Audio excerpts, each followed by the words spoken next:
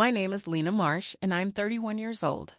I work as a hydrologist in Boise, Idaho. 4 months ago, my aunt and uncle sold my grandmother's orchard in Hood River, Oregon for $480,000.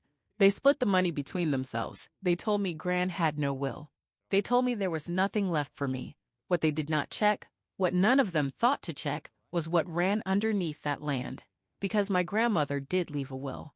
And in that will, she separated one thing from the orchard before she died: the water rights. 60 years of documented water rights on a tributary that feeds the Columbia River watershed. She left them to me. Only me. The water rights appraisal came back at $3.2 million. Senior water rights on a named tributary in the most contested water basin in the American West, sitting right beneath the orchard my family thought they sold. Here's how a $480,000 betrayal became a $3.2 million inheritance. Welcome. This is where real stories get told. Not with anger, but with documentation and the kind of patience that comes from spending your career reading what is underneath the surface. If you have ever been cut out by the people who were supposed to protect you, this story is for you. Drop a comment and subscribe. Let me take you back to where this started. The orchard sat on 12 acres along a slope above the Hood River Valley in Oregon. Pear trees mostly, the old Bosque variety that Gran's mother had planted in 1952, with rows of apple along the south fence and a small cherry block near the creek. The water came from a spring-fed tributary that ran year-round off the side of Mount Hood, a water source my great-grandmother had claimed and registered in 1938, before most of the valley had thought to do it. Oregon water law is prior appropriation. First in time, first in right. Those 1938 rights were worth more in the driest stretches of recent years than the land above them, because senior rights meant priority water even in drought years when junior holders got nothing. My grandmother, Ruth Adler, had run that orchard alone since my grandfather died in 1991. She was 81 when she died, and she had never once in those 30 years sold the water rights or allowed them to be used for anything other than the orchard, even though she had been approached dozens of times by agricultural buyers, developers, and water brokers who understood exactly what she held. Gran understood it too. She understood it better than any of them because she had watched the valley dry out for 3 decades, and she had watered her trees every summer without cutting back once. I spent every summer on that orchard from the time I was 5 until I left for the University of Oregon at 18. My parents divorced when I was 7, and my mother, Gran's youngest daughter, moved us across the state to Medford. But every June I came back to Hood River on the train, and Gran met me at the station in her white truck with the dented passenger door that she refused to fix because the dent had been there since 1987 and she saw no reason to change something that worked. She grew things, and she taught me to grow things. And more than that, she taught me to read the land the way other people read books, by looking at what was on the surface to understand what was happening underneath. My Uncle Roy is my grandmother's oldest child. He lives in Portland and runs a commercial tile business that has been modestly successful for 20 years in the specific way that means it pays for Roy's golf membership, but not much more. He is broad and cheerful in public and small in private, the kind of man who makes a good first impression and a poor long one. He married a woman named Cheryl who runs their household with the focused energy of a person who believes that all problems are solvable with the right calendar system. They have 2 sons, both in their 20s, both employed in Roy's business. My mother was Gran's second child. She died of ovarian cancer when I was 17, which left me technically without a nuclear family, but practically in Gran's care through the last year of high school and beyond. Gran paid for my first year of college, not as a gift, as a statement. She sat me down August before I left and said, "Your mother would have wanted this to happen, and so do I, and this is how we make sure it does." Then she wrote a check and handed it to me and went back to pruning. Roy had never worked the orchard. He had visited it, usually at Thanksgiving when the trees were bare and there was nothing to do, and he had eaten Gran's food and praised her kitchen and left after 2 days. He had never once hauled irrigation lines. He had never grafted a tree. He had never woken at 4 in the morning because a frost was coming and the smudge pots needed lighting.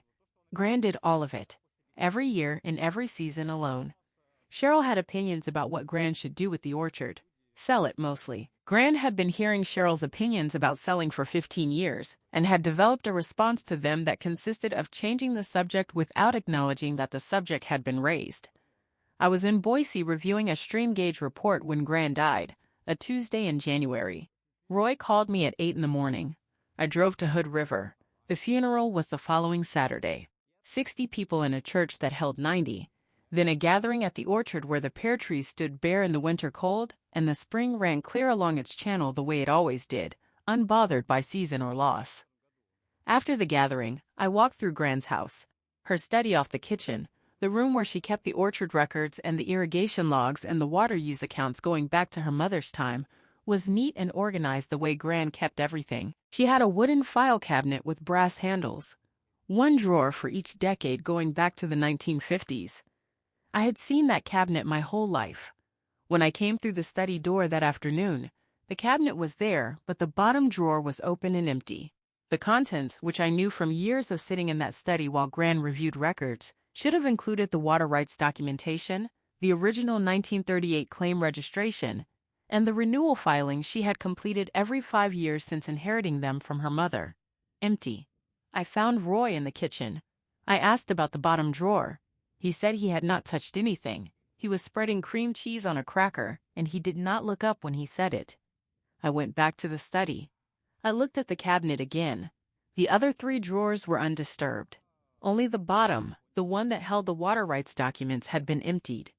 I did not say anything else to Roy that evening. I drove to my motel and lay on the bed looking at the ceiling and thought about what I knew about my grandmother and about documents and about a woman who had kept records since 1938 and who would not under any circumstances have allowed 40 years of water rights filings to disappear. Let me tell you about the family because you need the pattern to understand the betrayal. Roy was the golden child the way some oldest children are, not because he earned it, but because he arrived first, and because my grandmother was a woman who made space for the people in front of her before she made space for herself.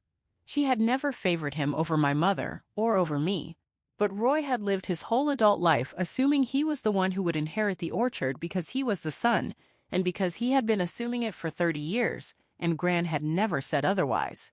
The assumption had become, in Roy's mind, a fact. Cheryl had managed it like a fact. They had planned around it, discussed it with their sons, told people at dinner parties that they would be taking over the orchard eventually and doing something interesting with it. Gran had known about this assumption and had not corrected it.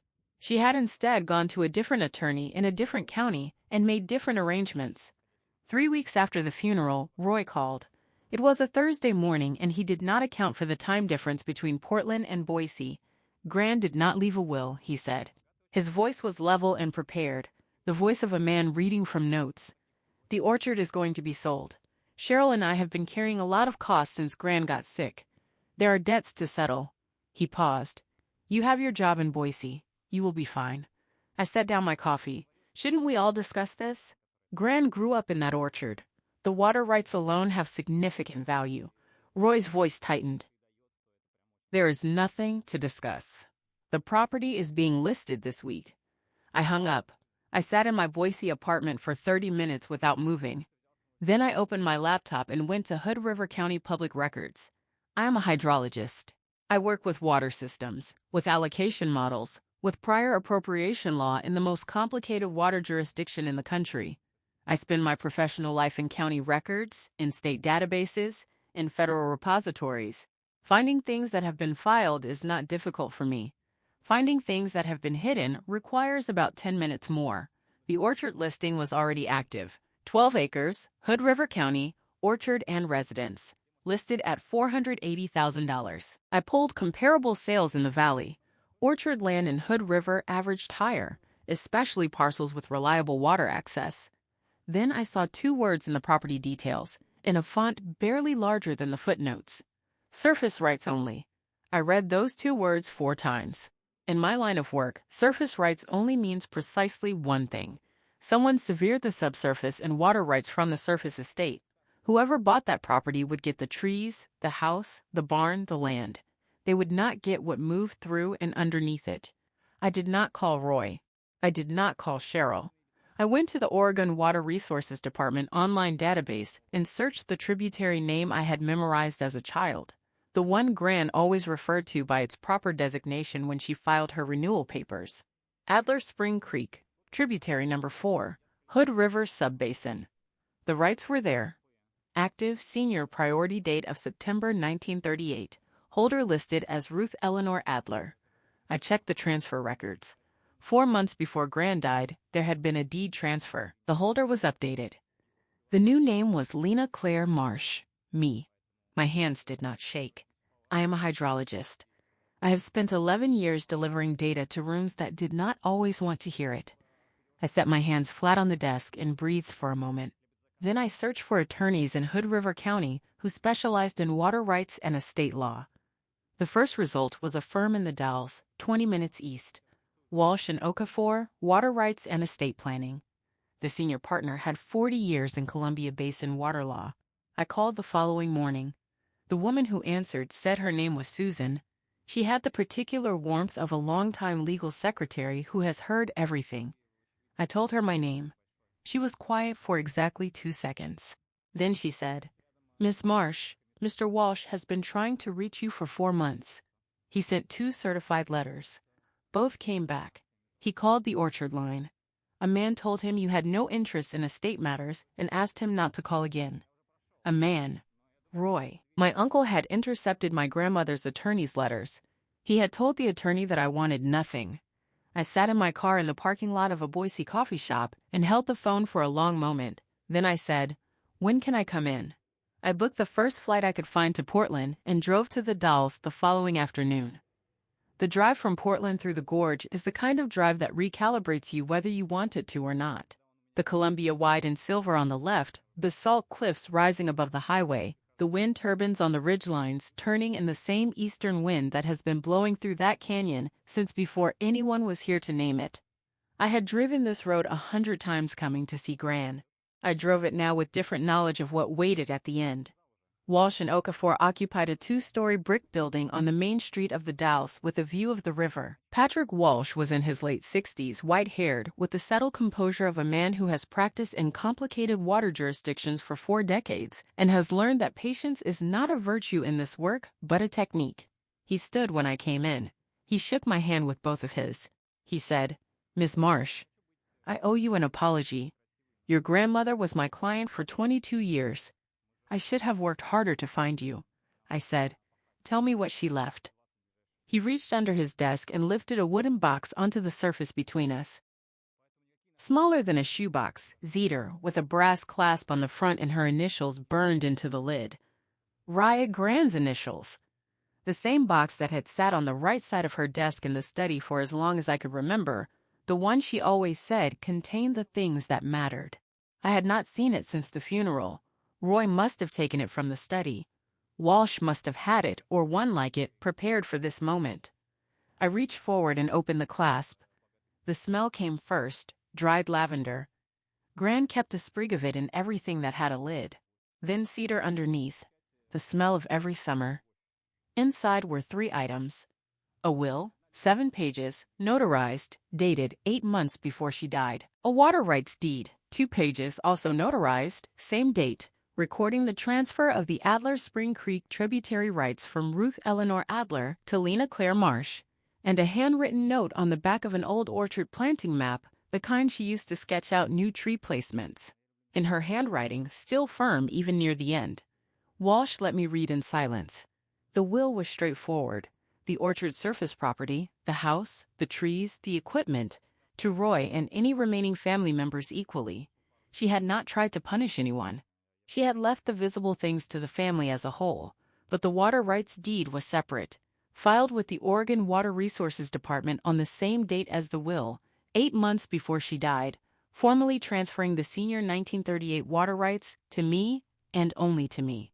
I unfolded the note, her handwriting, deliberate and clear the way she wrote everything. "Lena, the water made this orchard. Without the water, the land is just a hillside. Roy will sell it and Cheryl will be satisfied, and that is their right. But the water is yours because you understand it. And because I want you to have something that cannot be converted to a golf membership. I love you. Keep the water flowing. Gran." I set the note down on Walsh's desk. My voice was steady. "What does this mean legally?"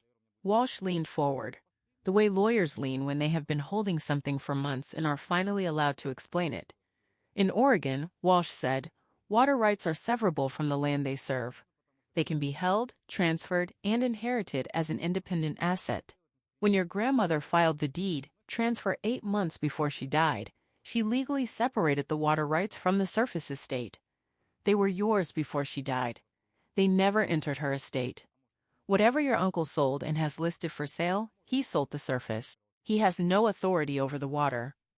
Walsh paused. The water rights appraisal she commissioned 18 months ago, which is in the cedar box as well, you will find it under the will, estimated the value of senior Columbia Basin tributary rights at between $2.8 and $3.6 million. More in drought years depending on the water market. I turned to the last document in the box, the appraisal, prepared by a certified water rights appraiser in Hood River, 12 pages. The conclusion on page 11, senior priority date of 1938 on a tributary serving the Hood River subbasin in the most contested water allocation region in the Pacific Northwest, estimated value $3.2 million at current market rates for water lease and transfer. I looked at that number for a long moment. Then I thought about my grandmother standing in her orchard in August, watching her trees take water from the spring-fed creek while the valley baked around her, and knowing exactly what she had. Walsh said, "There's one more thing." He reached into a folder. Your uncle filed an affidavit with Hood River County Probate Court 6 weeks after your grandmother died. It states that Ruth Adler died intestate without a valid will. It states that you, as the grandchild with no direct inheritance standing under intestate succession, had communicated to the family that you had no claim to the estate. That second statement is demonstrably false. Your grandmother's will exists, was filed while she was alive and competent, and was witnessed and notarized by 2 parties who will testify to her soundness of mind. The affidavit, Walsh said, is a fraudulent probate filing. That is a serious matter in Oregon. I sat with that for a moment. Not with emotion, with method. I was a hydrologist. I read data. The data was clear. My uncle had filed a false document claiming my grandmother left no will. He had intercepted her attorney's letters. He had told that attorney I wanted nothing from the estate. He had listed the orchard for sale at below market value to move it fast. He had split the money with his wife and his sons. And he had not known, had not thought to check, had not understood that the water, the thing my grandmother had loved and tended and protected for 60 years, had already been given away before she died. Given away to the one person who understood what it was. Walsh told me he had already been in contact with a water rights attorney in Portland, anticipating this meeting. He had prepared 3 documents, a formal notice to the orchard buyers that the water rights were held separately and belonged to me, a cease and desist to Roy and Cheryl Adler regarding the fraudulent probate affidavit, and preliminary lease documentation for the water rights, should I choose to lease them rather than transfer them. Walsh said, "What do you want to do?" I looked at Grand's cedar box on his desk, at the appraisal. At the note on the back of the planting map, I said, "Send the notices. And I want to attend the appraisal inspection of the water system. I want to be there when someone officially confirms what she knew her whole life." If you have ever been handed something by a person who was already gone, something they protected and held for you before you knew you needed it, you know exactly what I felt sitting in that office. Subscribe if you are new here. Drop a comment. What comes next changed everything. I flew back to Boise that evening. 2 days later, Roy called. His voice had the high-tech quality of a man who has just received a certified letter and has not yet decided how to respond to it. "What is this from a water attorney, Lena?" He said it as if a water attorney was an obscure and suspicious profession rather than a person I worked alongside professionally every day. "Gran transferred the water rights to me 8 months before she died, Roy." I said it simply and without anger because the data did not require anger. Silence. "Then, that is not possible. Gran would have told us." Gran told her attorney. Her attorney tried to tell me. "You intercepted his letters." More silence. "The kind that means something is being calculated," he said. "We are family, Lena. We can work this out between us." I thought about 40 years of water rights filings in a bottom drawer, about a cedar box with a lavender sprig, about a note on a planting map. I said, "You can speak to my attorney. His number is on the letter." I hung up. I went back to work. I had a stream gauge report due by Friday. Cheryl called the following morning. She had not slept. I could hear it in her voice. That thin, sharp quality of someone who has spent the night building a counter-narrative and is trying to deliver it before the other person can build the wall, she said. Your grandmother was confused at the end. She was 81. The water rights transfer probably happened when she did not fully understand what she was signing. Gram was mentally clear until 3 weeks before she died, I said. She drove herself to the Dalles 8 months before her death to meet with Patrick Walsh, who will testify to her complete competence in that meeting. Cheryl said, we put everything into that orchard sale. Roy's business has been struggling. We have 2 sons who need the money, I said. Gran's will exists. She left the surface property to the family equally. The water rights are separate. I did not take anything from you. You never had the water rights. You cannot lose what was never yours. Cheryl hung up without saying goodbye. 2 days later, my cousin Derek, Roy's older son, texted me. The tone was friendlier than his parents had managed. He wrote, Hey Lena, this whole thing has been rough for everyone. Any chance we can get on a call and figure out a compromise? I looked at the message. Derek was 32 and had been working in Roy's tile business since he graduated from community college. He was not a bad person. He was a person who had grown up inside his father's assumptions and had never thought to examine them. I wrote back. The water rights were my grandmother's to give and she gave them to me. When your father is ready to acknowledge that, let me know. He did not reply. I found out about the family gathering from a cousin I rarely spoke to, a woman named Ingrid on my grandmother's side, who lived in Hood River and who texted me on a Thursday to say, Are you coming to the memorial planting? Roy and Cheryl are doing a memorial tree planting at the orchard this weekend. Wanted to make sure you knew. I sat with that for a moment. A memorial tree planting at the orchard that was now listed for sale. With money from the sale that had not included me, I asked Ingrid who would be there. Most of the Adler family, she said. Grandma's friends from Hood River, maybe 40 people. I booked a flight. I prepared the way I prepare for a watershed presentation to a county planning commission, methodically and with documentation. I printed 5 copies of the will, 5 copies of the water rights deed, 5 copies of the water rights appraisal, open to the summary page, 5 copies of the probate affidavit with Roy's signature visible and the relevant false statements highlighted in yellow, 5 copies of the Oregon Water Resources Department records showing the transfer date and my name as the holder. I organized them into folders. I stapled where stapling helped. My colleague Sora, who worked the desk across from mine and had the institutional knowledge of a woman who had been doing this work for 15 years, watched me assemble the folders on Friday afternoon. She said, You are taking all of that to a tree planting. I said, I'm taking documentation to a gathering of my grandmother's family who were told 2 false things about her estate and who deserve to know the truth. Sora looked at the cedar box on my desk, which I had brought to the office because I wanted it near me. She said, Is that hers? Yes, she said. Bring it. It will say more than any of the documents. I put it in my bag next to the folders and the jar of spring water I had collected from the tributary on my visit to the Dalles, clear and cold in a sealed glass jar, labeled with the tributary designation. The water my great-grandmother had claimed in 1938 and my grandmother had held for 60 years and had found a way to leave me. Saturday morning. April in Hood River is the beginning of blossom season, the valley's most particular form of beauty, white and pink across every hillside, the kind of thing people drive from Portland to see and that the people who live there watch with the practiced appreciation of those who know it comes once a year and lasts 10 days. I drove up the valley road with my windows down. The orchard sat on its slope above the town, pear trees in full blossom, the spring running along its channel in the lower corner of the property, the mountain white above everything. 38 people were there when I arrived. Gran's friends from the Hood River Garden Club, her neighbors from the valley, my Uncle Roy's, Portland friends who had driven out for the event. Roy and Cheryl stood near a young tree that had been planted at the edge of the lower block, a bare root pear with its roots just set in fresh soil. A small wooden marker with Gran's name on it. They were accepting condolences with the bearing of people who have organized the event and believe themselves to be the appropriate recipients of its emotion. Roy saw me come up the drive. Something crossed his face before he controlled it. He walked toward me. Lena. He said it with the warmth of a man who has decided that warmth is the correct strategy. I'm glad you came. I nodded. I am too. I owe it to Gran. I spent the first hour the way I had been advised to spend it. I spoke to Gran's friends. I listened to their memories of her.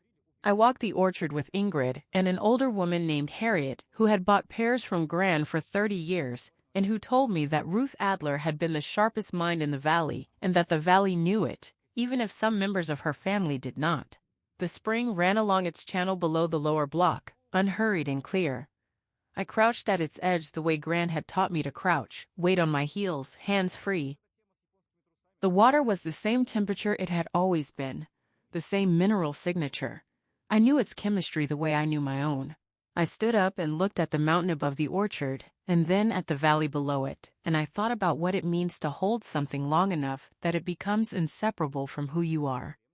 When the formal gathering began near the memorial tree, I asked if I could say a few words about my grandmother. Roy hesitated. Cheryl looked at me with the expression of a woman who would prefer I did not, but 40 people were watching and refusing would have required an explanation. Roy said, of course. I stood near the memorial tree with the view of the valley below and the mountain above. The blossom was thick on the nearest rose, white and dense, the way Gran's orchard looked every April when she walked the rows checking the set. 38 people turned toward me, some holding coffee, some holding small plates of food from the table Cheryl had arranged near the barn. Children near the back, not quite still, but quiet enough, I said. Most of you knew Ruth Adler as a woman who grew things. That is the truest thing about her. She grew trees, and she grew water, and she grew the people who passed through this place if they let her. I want to tell you something she taught me when I was 7 years old. I crouched beside the spring, the way I had watched her do 100 times, and I scooped up a palmful of water and held it out to me. She said, "Lena, most people see water and think about what it does on the surface, but the water you can see is only part of it. Most of the work happens underground where nobody is watching." I looked at the 40 people in front of me. I became a hydrologist because of that lesson. I have spent my career studying what happens to water underneath the surface, and what I have learned is that my grandmother understood it better than I do, even without the degree. After Gran died, I said, "My uncle told me she had left no will." I looked at Roy. He was very still. He told me there was nothing for me in the estate. He sold the orchard. He filed a document with Hood River County Probate Court stating that Gran died without a valid will. He also stated in that document that I had communicated to the family that I wanted no claim to the estate. Both of those statements are false. A sound moved through the gathering, not loud. The sound of people updating what they had been told. Harriet, standing near the front, closed her eyes for a moment. Ingrid, beside me, put her hand to her mouth. Roy took a step forward and then stopped. Cheryl's hand went to his arm. I reached into my bag and placed the cedar box on the small table that held Gran's photograph. Rhea burned into the lid, the brass clasp, the lavender smell when I opened it. I heard someone near the back exhale. I said, "My grandmother did leave a will. She left it with her attorney in the Dalles, Patrick Walsh, who served her for 22 years. He tried to contact me after she died. He sent 2 certified letters to the orchard address. Both were returned. He called the orchard phone. A man told him I had no interest in estate matters. I held up the will. 8 months before she died, while she was completely clear in her mind, she drove herself to the Dalles and signed this. I set it on the table beside the cedar box. She left the surface of this orchard, the trees, the house, the equipment, to her family equally. I reached back into the cedar box and took out the water rights deed, but my grandmother owned something else, something that made this orchard possible for 60 years. She held senior water rights on the Adler Spring Creek tributary, a water claim her mother registered in 1938. Prior appropriation, first and right. In every drought year this valley has had since 1938, this orchard kept its water because Ruth Adler held the senior claim. I looked at the orchard, at the blossoming trees, at the spring running in its channel below us. She left those water rights to me, separately, before she died. It is already done. It is already recorded with the Oregon Water Resources Department. I held up the deed. The water was mine before she passed. It was never part of the estate Roy sold. Silence, complete. The kind that descends when a group of people is simultaneously understanding something that changes the shape of what they thought they knew. A child somewhere behind me asked her mother a question in a low voice. Her mother shushed her. I reached into my bag one more time and placed the jar of spring water on the table next to the cedar box and Gran's photograph. Clear water from the Adler tributary, collected 3 weeks ago at the same point where Gran used to crouch and check the flow. The water that had run through this orchard for 60 years. The water my great-grandmother claimed before most of the valley was even planted. The water my grandmother held through droughts and debt crises, and the constant pressure of people who wanted to buy it. The water she left me, I said. A water rights appraiser retained by my attorney valued these water rights at $3.2 million at current market rates in the Columbia River watershed. I looked at Roy. The orchard that sold for $480,000 was sitting on top of something worth more than 6 times that. And the reason my grandmother left it to me separately and not to the family equally is because she trusted me to understand what it was and not to sell it in the first conversation someone offered me money. Cheryl said something to Roy in a low voice. Roy looked at the jar of water on the table. His face moved through something I had seen on faces in county planning meetings when a data presentation does not match the position someone has already committed to publicly. The recalculation, the specific grief of a person who has spent money they do not actually have. Roy stepped forward. Lena. His voice had lost the warmth it had when I arrived. What it had in its place was rawness, something closer to honest. That water comes off this property. It always has. It belongs to the orchard. I said. It belonged to Ruth Adler. She gave it to me. Roy said, "You are doing this to punish us for the sale." I said, "I did not know about the sale until it was done, Roy. And I did not know about the affidavit until my attorney showed it to me. An affidavit with your signature stating that your mother died without a will and that I had given up my claim. Neither of those things is true." I held the document up briefly so the people nearest could see the signature line. Roy. His full name. His handwriting. Cheryl said, "We are family. We can sit down and find a resolution that works for everyone." I said, "You can discuss that with my attorney. Her name is on the cease and desist letter. I am here today because my grandmother's extended family deserves to know the truth about what she left and what was done with it. That is done now." Roy said nothing. Cheryl had stopped talking. Derek, who had arrived quietly sometime during my remarks and had been standing near the back, looked at the ground. Ingrid, beside me, touched my arm once briefly, the way a person touches someone to say I am here without saying it. Harriet stepped forward from the front of the group.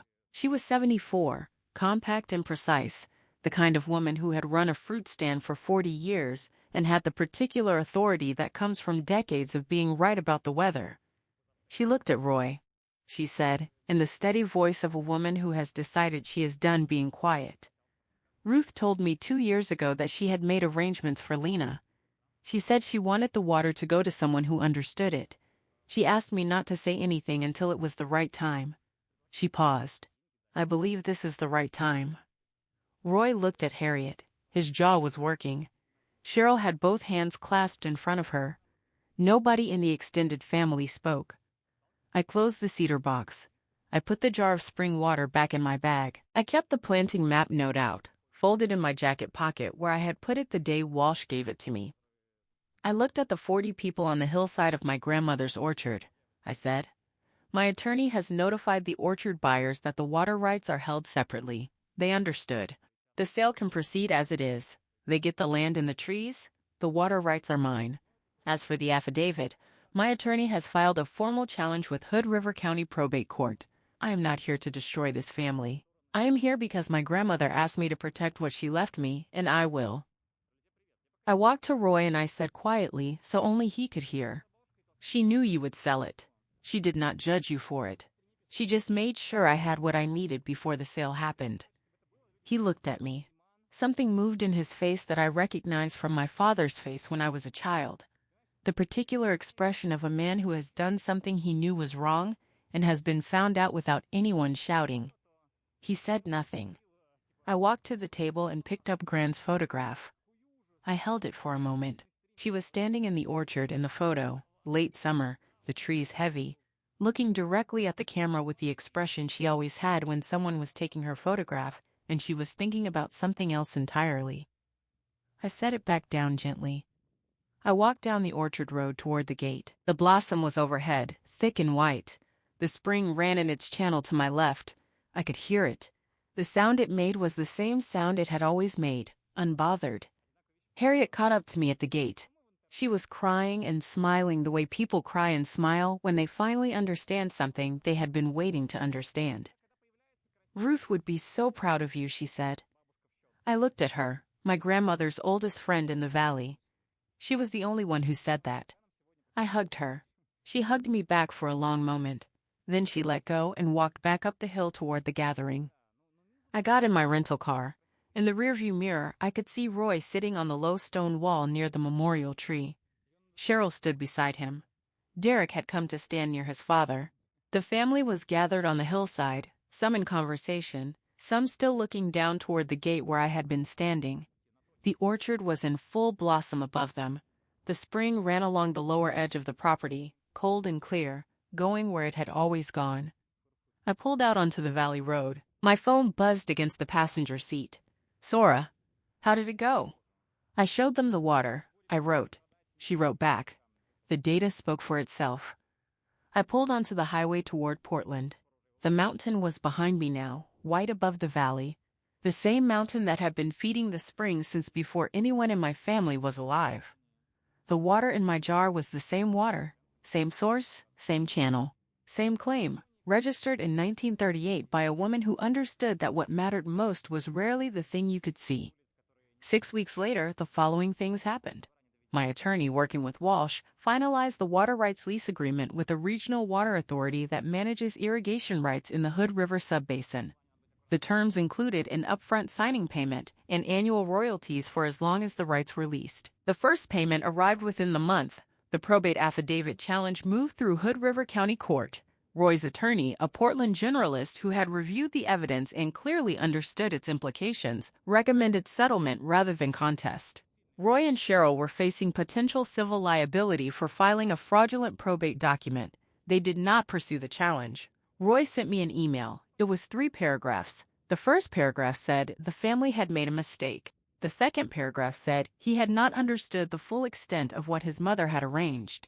The third paragraph said he was sorry. He used the word directly. Sorry.